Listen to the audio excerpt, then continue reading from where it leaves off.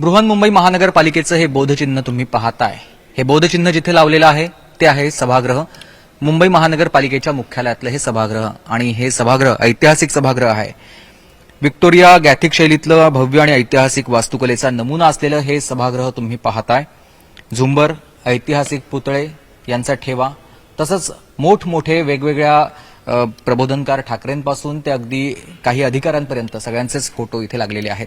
सभागृह ऐतिहासिक आहे, त्याचा इतिहास आणखी बराच मोठा आहे. पण त्यात न जाता या सभागृहाचं महत्वाचं वैशिष्ट्य आता हे आहे, याच सभागृहामध्ये बसून तुम्हा आम्हा मुंबईकरांनी निवडून दिलेले नगरसेवक आपलं भविष्य घडवणार आहेत. तुमचं आमचं आयुष्य सुखकर आणि सुकर करण्यासाठी इथेच निर्णय घेतले जाणार आहेत. शहरातले 227 नगरसेवक ज्या सभागृहात बसतात ते हे सभागृह आपण आता पाहताय.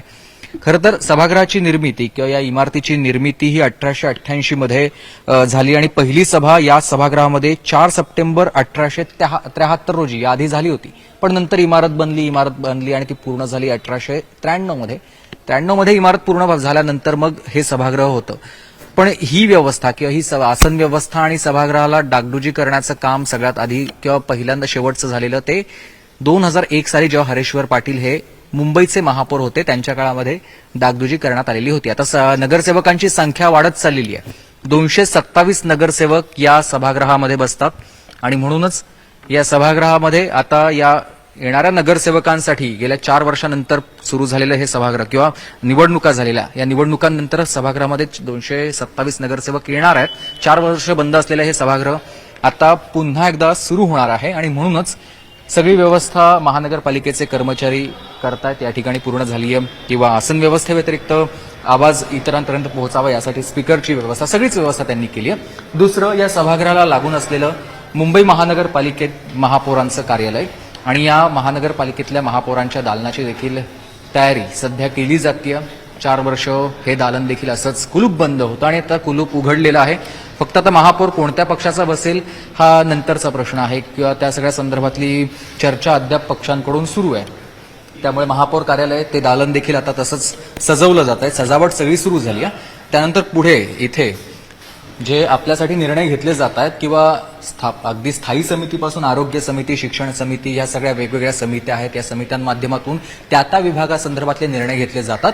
तर ती दालनं देखील आता 4 वर्षांनंतरच खुली होतात आणि म्हणून ती बंद असलेली, कुलूप बंद असलेली, आता हे बघा कुलूप बंद असलेलं हे दालन आहे. हे दालन उघडून हे दालन देखील आता स्वच्छ केलं जात आहे किंवा तिथे देखील काही आसन व्यवस्था खराब झाली तर ती देखील आता डागडुजी त्याची देखील करण्याची सगळी प्रक्रिया सुरू झाली आहे.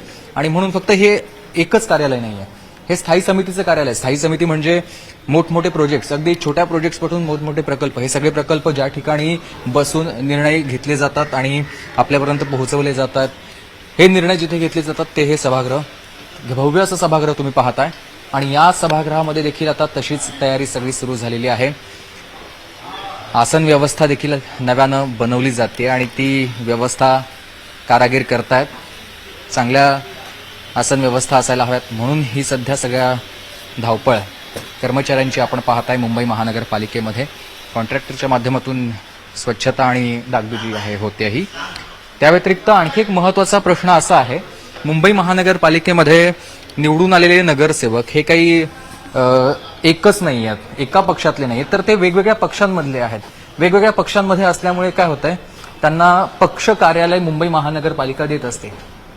पक्ष कार्यालय म्हणजे प्रशासकीय कार्यालय आहेत, प्रशासकीय कामकाज चालतो, पण त्या व्यतिरिक्त या सगळ्या नगरसेवकांना बसण्यासाठी आसन व्यवस्था किंवा जशी समित्यांची आहे किंवा सभागृह आहे, पण पक्षातले कार्यालयातले सगळे.